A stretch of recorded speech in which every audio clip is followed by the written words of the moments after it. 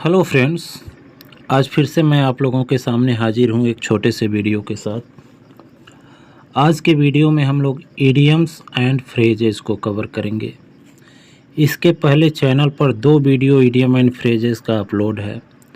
अगर आप लोगों ने उसको नहीं देखा है तो उसको भी देख लीजिएगा, ताकि यहाँ पर जितने भी important words idiom and phrases से रिलेटेड आपको कराए जाएँ, आपको सारे अच्छे से समझ में आ जाएँ। इडियम एंड फ्रेजेस का रोल इंग्लिश में बहुत बड़ा होता है। अगर आप कॉम्पिटिटिव एग्ज़ाम की तैयारी करते हैं तो वहाँ भी इडियम एंड फ्रेजेस से बार बार क्वेश्चन आते रहते हैं। और अगर आप इंग्लिश लैंग्वेज को समझना सीखना चाहते हैं तो भी यह वीडियो आपके लिए बहुत यूज़फुल साबित होगा। इस नाते आपसे गुजारिश है कि आप लोग वीडियो को लास्ट तक देखिएगा, ताकि यहाँ पर जितने भी इम्पोर्टेंट इडियम एंड फ्रेजेस आपको कराए जाएं, आपको अच्छे से समझ में आए। तो चलिए friends, without delay any time, let's start the video. 44 तक इसके पहले के वीडियो में कवर हो चुका है। 45 से देखेंगे। Bury the hatchet. Bury the hatchet का मतलब होता है पुरानी दुश्मनी को भुला देना। To forget the past इनमिटी।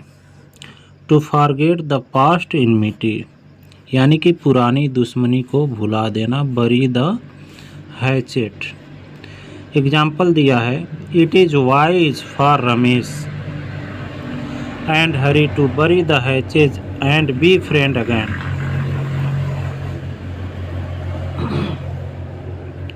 यह रमेश और हरी के लिए अच्छा था, बढ़िया था, बुद्धिमानीपूर्ण काम था कि उन्होंने पुरानी दुश्मनी को भुला दिया और फिर से, अगेन मीन्स फिर से, मित्र हो गए। नेक्स्ट वर्ड है बेगर्स डिस्क्रिप्शन। बेगर्स डिस्क्रिप्शन माने वर्णन के बाहर, बियॉन्ड डिस्क्रिप्शन, या फिर टू बी इनडिस्क्रिबेबल। टू बी इनडिस्क्रिबेबल वर्णन से बाहर, बियॉन्ड डिस्क्रिप्शन या फिर टू बी इनडिस्क्रिबेबल वर्णन से बाहर। The beauty of the Taj Mahal beggars description. Taj Mahal का वर्णन जो है बियॉन्ड डिस्क्रिप्शन है, वर्णन से बाहर, यानी कि उसका वर्णन नहीं किया जा सकता। Bring to book. Bring to book का मतलब टू पनिश, सजा देना। ब्रिंग टू बुक, देखिए ब्रिंग मीन्स लाना और बुक किताब लाना। तो फ्रेजल वर्ड या फिर इडियम्स जैसे देखते हैं वैसा उसका अर्थ नहीं होता, यानी कि इसका अर्थ हो जाएगा सजा देना। The naughty boy was brought to book by the principal. शरारती बच्चे को प्रिंसिपल के द्वारा सजा दिया गया। अगला वर्ड हो जाएगा बीट द एयर, हवा में हाथ पैर मारना। बीट द एयर का मतलब हवा में हाथ पैर मारना। When the lion was shot dead, जब लायन को मार दिया गया, shot dead, it began to beat the air with its paws। जब लायन को गोली मारा गया तो उसने हवा में अपने पंजों को मारने लगा। Black sheep. ब्लैक शीप का मतलब होता है फूलिश, मूर्ख।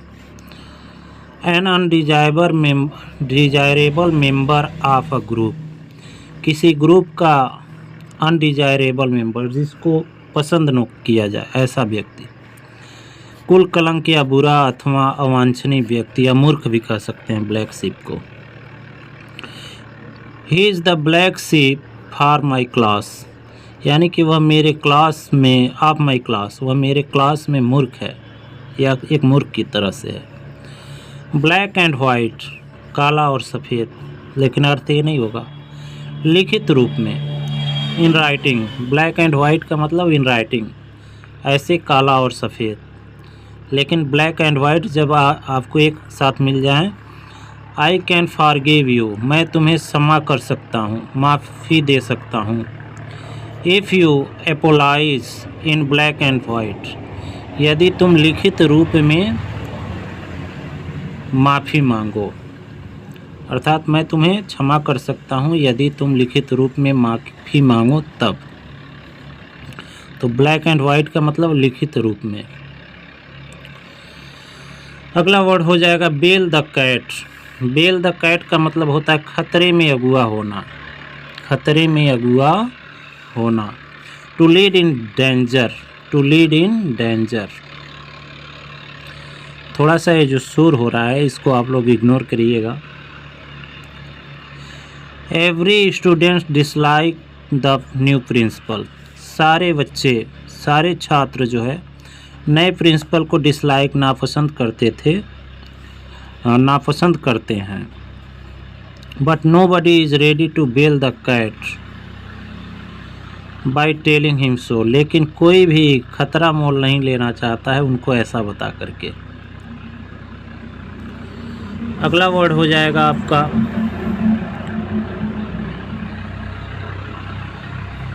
Blow one's own trumpet.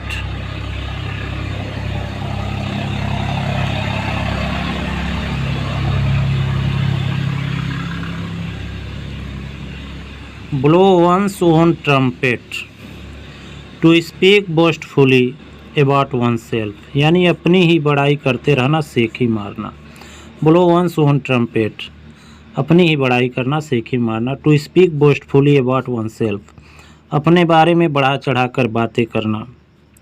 A person who always blow his own trumpet, एक ऐसा व्यक्ति जो अपना ही बड़ाई करता रखता है। Is not liked by anyone, वह किसी के द्वारा वह पसंद नहीं किया जाता। नेक्स्ट वर्ड हो जाएगा bring the light, bring to light, स्पष्ट करना, to make clear, explain. The manager tactfully, the manager tactfully, tactfully का मतलब चतुराई से। Brought to light the dishonesty of the clerk, manager ने चतुराई से डिसऑनेस्टी, बेईमानी को, क्लर्क के बेईमानी को सबके सामने जाहिर किया। बैड ब्लड, दुश्मनी, इनमिटी, इनमिटी यानी कि दुश्मनी, बैड ब्लड माने दुश्मनी।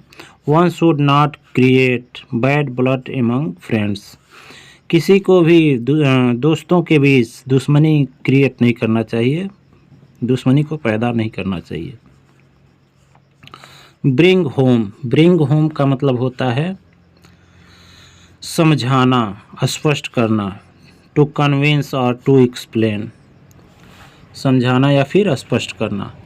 ही could not bring home the problem to me, वह समस्या को मुझे समझा नहीं सका, वह समस्या को मुझे समझा नहीं सका।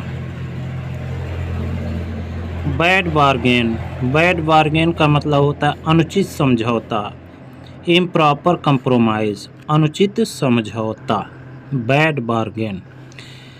His marriage with a window, उसका शादी एक विधवा से।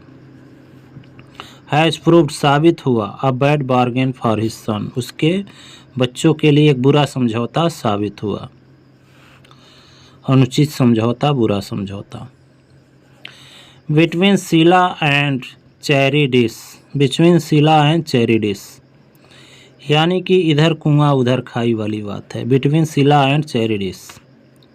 बिटवीन टू डिफ़िकल्टीज़ माने दो मुसीबतों में पड़ जाना, इधर कुआं उधर खाई या दो कठिनाइयों के मध्य में। If he does not take risk, यदि वह रिस्क नहीं लेता। He will be called a coward, तो उसको एक डरपोक कहा जाएगा। इफ़ ही डू डज, और यदि वह रिस्क लेता है। His life will be in danger, तो उसका जीवन खतरे में होगा। He is between Scylla and Charybdis, वो ऐसी अवस्था में है इधर कुआं उधर खाई वाले। बाई चांस मीन्स संयोगवश, बाई चांस मीन्स संयोगवश। I met my old friend by chance on the road, मैं अपने पुराने मित्र से संयोगवश रोड पर मिला। बाई डिग्रीज माने ग्रेजुअली, धीरे धीरे, बाई डिग्रीज मीन्स ग्रेजुअली, धीरे धीरे। He developed his knowledge by degrees, उसने अपने नॉलेज को, ज्ञान को धीरे धीरे विकसित किया। तो धीरे धीरे ही सारा काम होता है। आप अगर मेरे वीडियो को थोड़ा थोड़ा ही देखते हैं तो आपका नॉलेज इंक्रीज होगा। कहा भी गया है, क्षणशः कणशः ही चिंतयेत विद्यार्थम क्षण त्यागे कुतो विद्या कण त्यागे कुतो धनम। जैसे एक एक कण इकट्ठा करने से धन बढ़ता है, कण का मतलब रुपया पैसा से है यहाँ, और एक एक क्षण पढ़ने से ज्ञान बढ़ता है। यदि आप कण को इकट्ठा करना छोड़ दें तो धन नहीं बढ़ेगा, और एक एक क्षण पढ़ना छोड़ दें तो ज्ञान नहीं बढ़ेगा।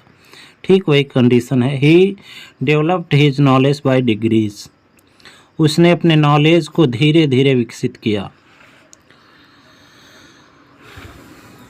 अगला वर्ड आपका हो जाएगा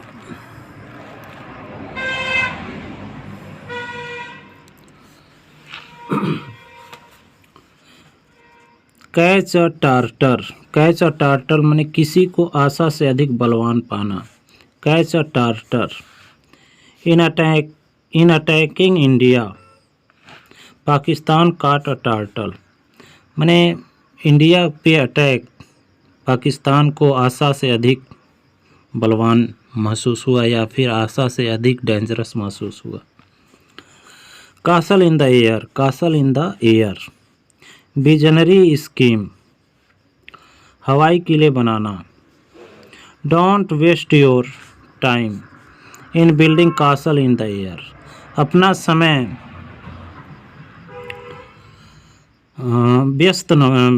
वेस्ट न करें, बर्बाद न करें, अपना समय बर्बाद न करें हवाई किले बनाने में।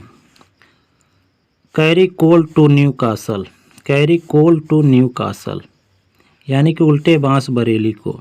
इसका अर्थ हो जाएगा to provide something already present in abundance, कुछ ऐसा चीज़ ले जाना जो वहाँ पहले से ही भरपूर मात्रा में हो, ज़्यादा मात्रा में हो।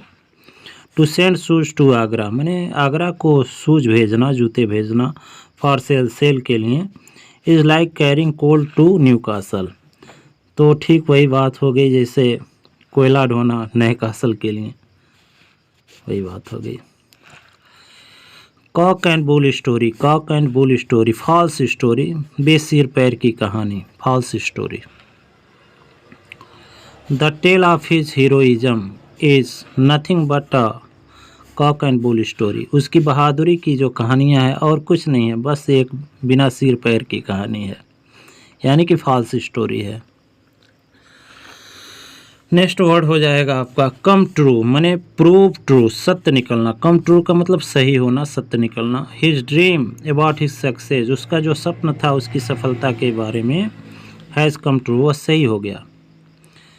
वह क्या हो गया? सही हो गया। Cry for the moon, cry for the moon का मतलब होता है असंभव वस्तु की आशा करना, ऐसी चीज़ को चाहना जो आपको मिले ही ना। Wish for an impossible thing, ऐसी वस्तु का चाहत रखना जो असंभव हो, मिले ही ना हो। अ बेगर क्राई फॉर द मून, एक बेगर मतलब भिखमंगा, क्राइज फॉर द मून असंभव वस्तु की इच्छा करता है यदि वह चाहता है टू हैव अ कार, एक कार खरीदना। तो बेगर कार खरीदना चाहता है तो असंभव चीज़ की इच्छा करता है। लेकिन आजकल बेगर के पास बहुत ज़्यादा पैसा होता है, वो जो चाहें सो कर सकते हैं। बेगर को भी हल्के में नहीं लेना चाहिए। Cut a sorry figure, cut a sorry figure माने अच्छा प्रभाव न डाल सकना। Cut a sorry figure. To leave a poor impression माने बुरा छाप छोड़ना, अच्छा प्रभाव न डाल पाना। Ashok stood up to speak, Ashok तो खड़ा हुआ बोलने के लिए, but he was so nervous, वो इतना ज़्यादा नर्वस था, परेशान हो गया, विचलित हो गया, that he cut a sorry figure in the function, कि उसने एक प्रभाव न डालने वाला इम्प्रेशन छोड़ा फंक्शन में, माने समारोह में। तो यहाँ पर हम लोगों ने लगभग मान के चलिए 22 इडियम्स एंड फ्रेजेस को देखा। कमेंट बॉक्स में बताइएगा कि ये इडियम्स एंड फ्रेजेस आपको पसंद आए कि नहीं आए। अगर पसंद आया हो तो वीडियो को लाइक कर दीजिए, चैनल पर नए हो तो चैनल को सब्सक्राइब ज़रूर करिएगा। Thanks for watching.